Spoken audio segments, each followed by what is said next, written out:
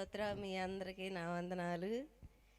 నేను చెప్పబోయే సాక్ష్యం ఏంటంటే, మా మనవడికి మా అమ్మాయి కొడుక్కి బాగలేదని చెప్పి హాస్పిటల్కి తీసుకెళ్ళారు. జలుబు చేసింది, బాగలేదని హాస్పిటల్కి తీసుకెళ్తే పిల్లగాడు బాగా ఊపిరాడకుండా ఉంటుంటే హాస్పిటల్కి తీసుకెళ్తే ఉండండి, పిల్లడు బాగా జలుబు చేసి బాగా ఊపిరాడకుండా పరిస్థితిలో ఉంది, పరీక్ష చేద్దామని చెప్పారంట డాక్టర్లు.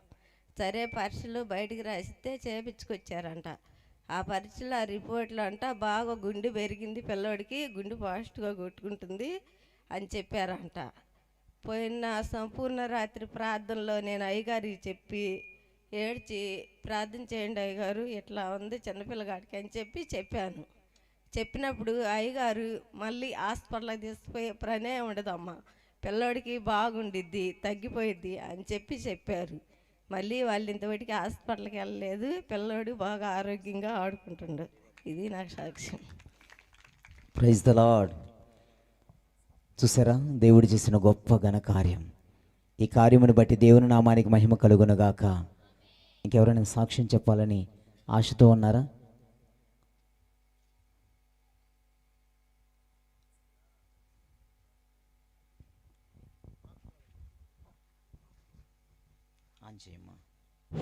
ఓకే, ఇక్కడికి రా.